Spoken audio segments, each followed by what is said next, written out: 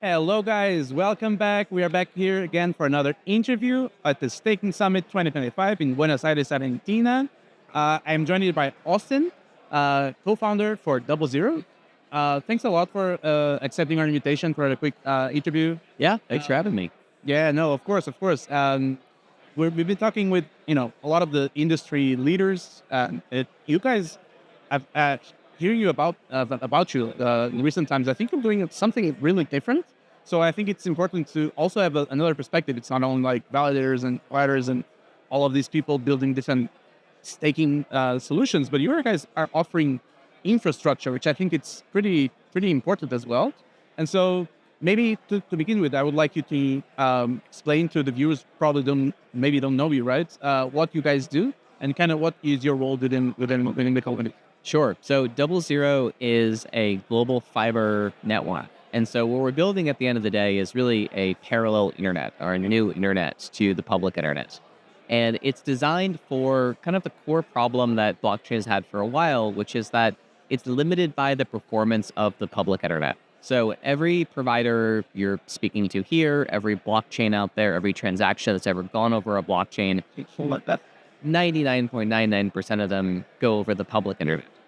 They're not transiting over any sort of like dedicated fiber routing system. It's not transiting over private networks. It's all going over the public internet. And the public internet's great, right? We use it every day for all sorts of things. But tech companies do not use the public internet. Wall Street firms do not use the private internet, the public internet. All of these folks have built high performance private networks because the public internet is too slow and too undependable for the types of systems that they're using and building.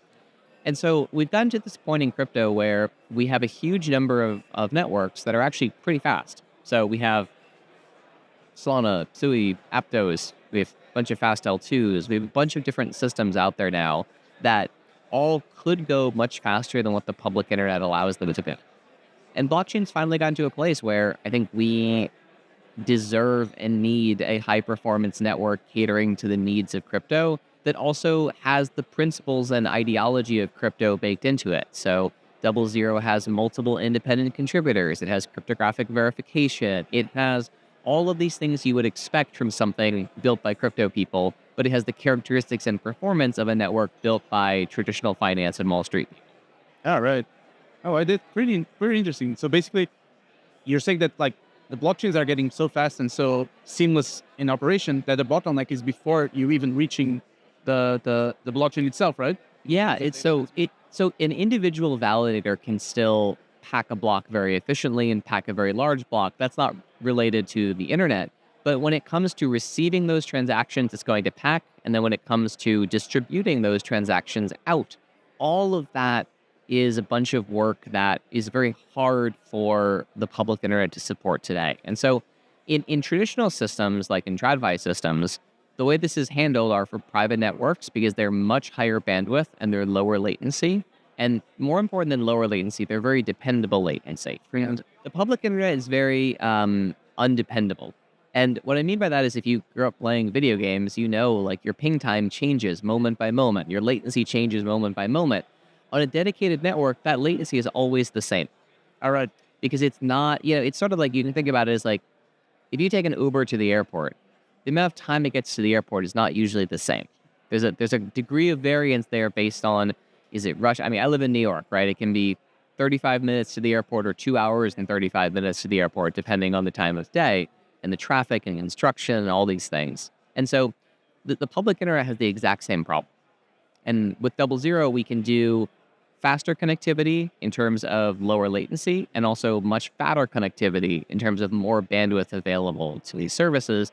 And we can use technologies that also just are not available on the public internet. All right. Pretty cool. Yeah, pretty interesting. And I guess next we can discuss a little bit. When did you realize this was a problem that needed fixing? I mean, this has been a known problem in crypto for a while, but there hasn't really been anyone trying to address it. So one of my co-founders actually explored building something like this back in 2016. But, Ethereum was 12-second block times. Bitcoin was longer than that. There wasn't really anything that was fast enough. And quite frankly, there wasn't enough DeFi or value on blockchain yet to make it worth building out. And so From our perspective, like I got interested in this in about 2022 when I was working on the Fire Dancer projects at Solana Foundation. And this was an attempt to build a new validator client for the Solana network that could do 1 million transactions per second. And the thing we would keep hearing from developers when we were talking to them is we can build this client, it can do 1 million transactions per second, but you're not going to be able to get there on the public internet. It's like, okay, well, wait, why are we building this thing if we can't actually get it up to speed? It's like, well, you want a car that can go 200 miles an hour, so its 0 to 60 time is really good, even if you're never driving it above 90 miles an hour. It's like, okay, there's some logic there, but there's got to be a way we can get more juice out of all this work. And then, you'd look around, you'd see Aptos launch and Sui launch and Mega Eat and Monad and all these networks that their test nets do very high performance numbers and their main nets do pretty middling performance numbers. And why is that? Well, there's a lot of reasons for that, but one of the reasons for that is the public internet. And so this was sort of where I had this initial thought of like, could we build a private network that has the performance characteristics of like Wall Street networks and trading networks, but also has censorship resistance and all these things we care about in crypto. And so we have 11 independent fiber contributors to the DoubleZero network. So it's not just one company running this, it's 11 independent companies that are all running the DoubleZero network. All right, nice. Decentralizing kind of like Exactly. yeah, makes sense. And now let's look at it from the validator's perspective, like, right? What is their what do they have to gain by using this? Is there any like yield opportunity, high yield opportunity? Yeah, so at the moment, no, is the honest answer here. And the reason for that is because you need to get the validators adopting this new infrastructure, and then the protocol developers can start raising protocol limits. So we're already working with, on Solana, Jito and Temporal, which are MEV systems on Solana, and so they think they can make blocks more profitable on DoubleZero. And so there's definitely a yield opportunity there, but the real opportunity comes from being able to do 500,000 transactions per second as opposed to 5,000. Okay. You're going to 100x the base fees. All right. And so validators will make more money.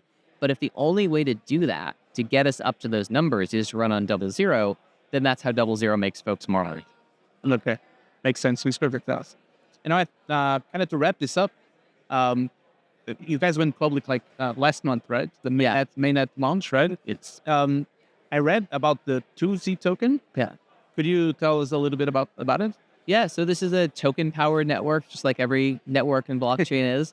And the token is a really integral role to the network. And so validators pay their fees in the DoubleZero native token, and then rewards are distributed out to validators, to the fiber providers on the network. And then a portion of those fees is burned, for Sybil resistance. And so that's the basic structure of how the token works. But there's a lot of other things we're doing with it too. So there'll be prioritization on the network. So you'll be able to, if you're like an arbitrage trader and you really want to make sure you're the first one to get your transaction in, we're not going to do deliverability in block for you, but we're going to say we can get it to the person building the node fast. Perfect. Yeah, really, really cool. Really interesting. To wrap this interview, I've been asking everyone like a more broad question. Yeah.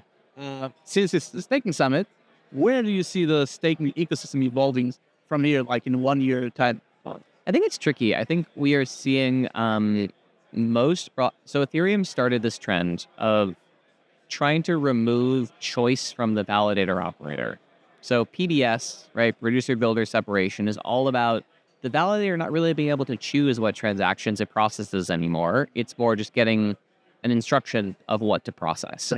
And so I think, you see a little bit of this on Solana with Alphanglow as well. I think more protocols are moving in this direction. It's seen as a way to minimize MLV as well and a bunch of other things. And so I think there's going to be kind of a big moment of reckoning in the next few years between validators and validator operators and the protocol teams to basically say, do you want us making decisions or do you want us just processing data? And that's going to be, I think we have not grappled with how much of a culture clash that's going to be between validators that say, look, like I have enough stake to have the right to build this block. How dare you tell me what to put in it? And the protocol says, we've given you the right to validate this block. Your job is not to choose what's in it, but to validate whether it's true or not, and we're going to pay you for validation. And so it's this very big moment of like, which way do networks choose to go? And where do you stand on that? I don't really have an opinion. You don't have an I think different networks will make different decisions. There's been some downsides to producer builder separation, which is it's become much less profitable to build blocks on Ethereum. At the same time, Solana's had a lot of MEV problems caused by letting validators choose what transactions to include, and that's extracted a lot of money from users. And so It wasn't fair. so where both situations are a situation where it is not, it's not really possible to have the same amount of money going around, but have no one paying, right? So one way or another, Someone's going to lose it. there's a question here, and it'll be really interesting to see. We have so many mature protocols now. Which way are they going to choose? Which one do they think is right? I think different protocols will make different decisions. All right. Very interesting.